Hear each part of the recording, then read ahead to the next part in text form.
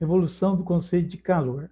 Os filósofos gregos, no século 6 e 4 a.C., acreditavam que tudo que constituía o planeta era composto de 5 elementos. Quais eram os 5 elementos? Água, fogo, terra, ar, e a quinta essência era o éter, que constituía o céu e os astros. O desenvolvimento do conceito de calor surge com as ideias de Lavoisier. Ele introduziu o termo calórico, que descrevia um elemento imponderável que não se podia medir. Então, segundo Lavoisier, o conceito de calor ele associou ao termo calórico, que era imponderável. Então, não era possível de se medir, não. Que causava aquecimento dos corpos através de reações químicas.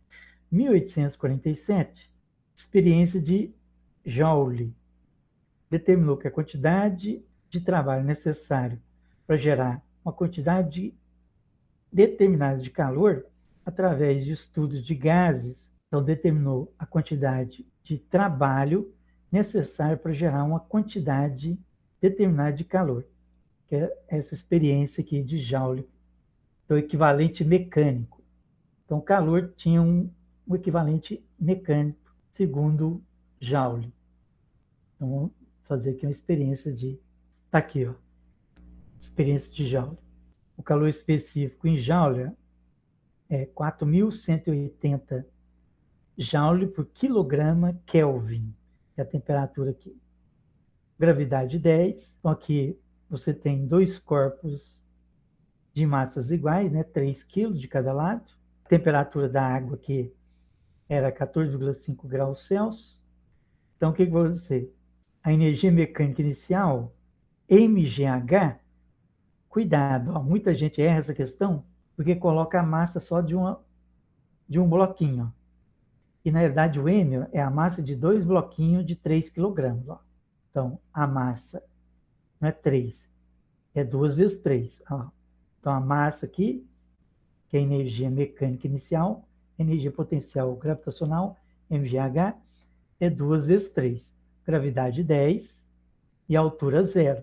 Então, na hora que cair, a energia mecânica vai se transformar em energia calorífica. Ó, W é trabalho, igual a calor sensível, que é MC delta teta. Então, vamos fazer a experiência, né? A temperatura só aumentando, ó. 14,52.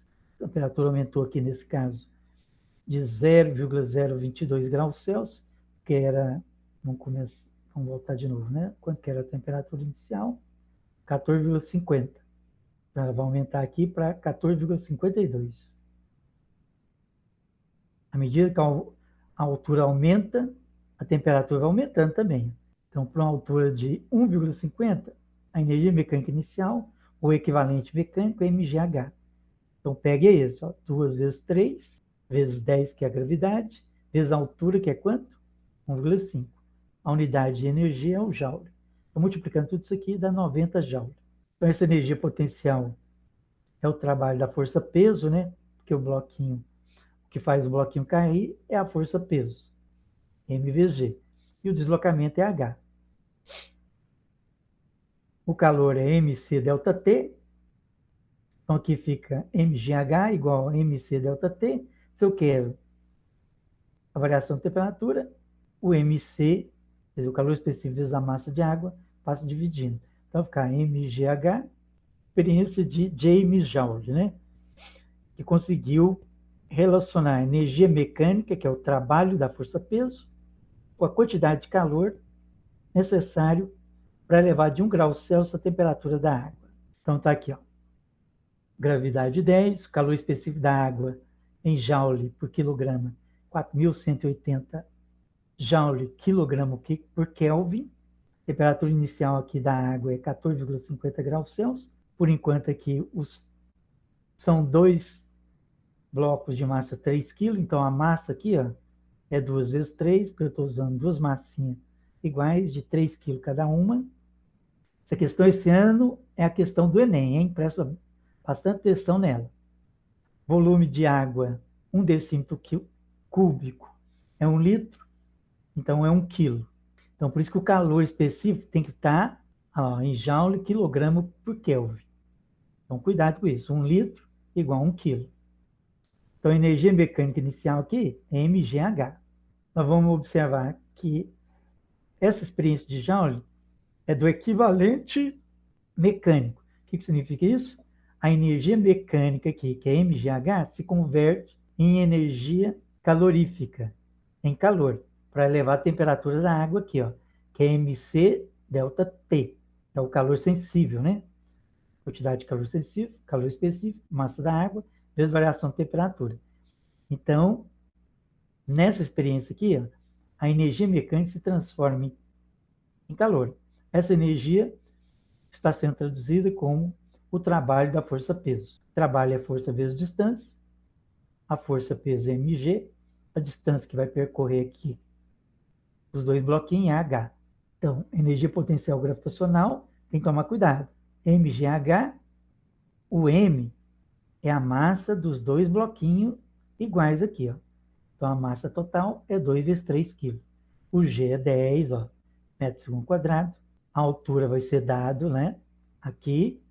E nós vamos calcular a variação de temperatura. Ele vai pedir, não é nem a variação de temperatura, ou se não, o calor específico. Então, vamos iniciar a experiência, né? Então, ó, bloquinho desce, né? Então, quem está realizando trabalho? Força-peso, que é o W, representação trabalho mecânico. Então, a altura é 1,5, o G é 10, a massa total é 6. Então, 1,5 vezes 10 dá 15, vezes 6 dá 90 joule. Então, 90 joule é a energia mecânica. Se eu quero variação de temperatura, o calor específico, 4.180, a massa de água, 1 decímetro cúbico ou 1 litro, é 1 quilo. Então, a variação de temperatura vai ficar 90 dividido por 4.180 vezes 1.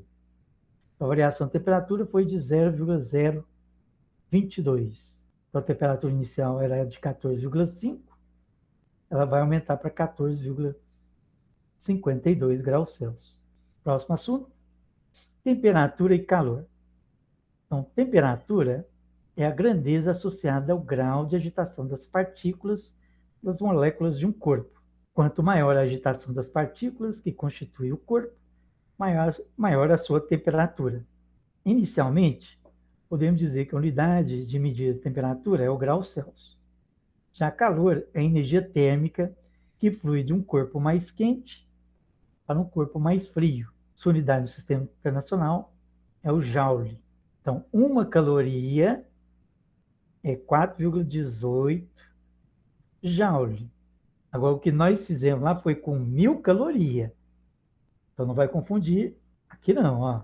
Então, com 1.000 calorias, quer dizer, quando a massa da água está em quilograma, você usa o calor específico como 4.180 joule por quilograma graus Celsius ou Kelvin. Porque a variação de temperatura em graus Celsius é igual a variação de temperatura em Kelvin. Então, de acordo com a experiência de Joule, nós provamos que uma caloria é igual a 4,18 joule. Porque geralmente a gente usa a massa da água em grama. Com a massa da água em quilograma, você deve multiplicar isso aqui por 1.000. Então, quando a massa da água está em quilograma, nós usamos calor específico 4.186 joule por quilograma Kelvin. Caloria será usado 4,18 joule se a massa da água estiver em grama. Se a massa da água estiver em quilograma, usaremos 4.186 joule. Energia interna. As moléculas de um corpo estão em constante agitação. Essa agitação pode ser maior ou menor, tanto da temperatura quanto do estado físico da substância observada. Então, cuidado, ó, a energia interna, essa grandeza energia interna, ela está associada com a temperatura. Então, quanto maior a temperatura, maior será a energia interna. Quanto menor a temperatura, menor será a energia interna.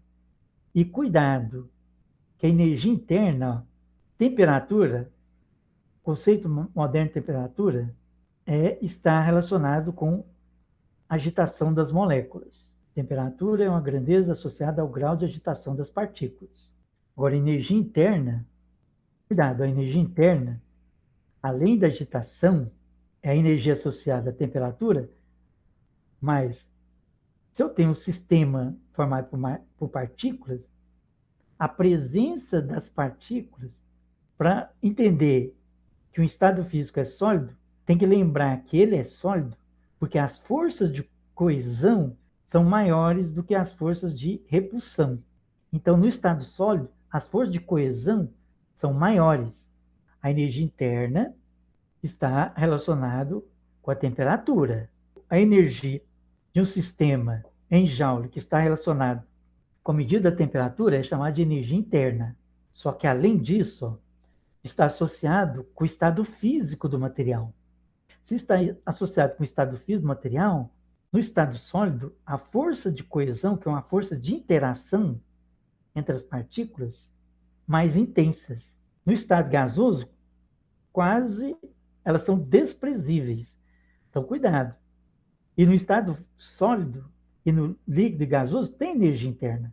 Então, cuidado com isso. Então, além de estar relacionado com a temperatura, a energia interna também você tem que considerar a interação. Olha lá, ó.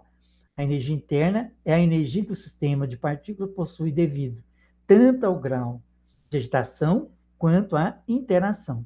Vamos ver isso no simulador, né? Ó, tá aqui o estado sólido, ó. Tá vendo? Então, ele tem energia interna por causa da vibração do conjunto e também devemos considerar a interação entre as partículas. Por isso que elas se mantêm unidas, ó. Essas linhas aqui é para entender que existe uma interação entre as partículas. Então, vamos aquecer, né? Olha lá, ó. Ocorre agora vibrações, ó. Sistema massa-mola. Então, aumenta a temperatura, aumenta o grau de vibração. Conceito moderno de temperatura.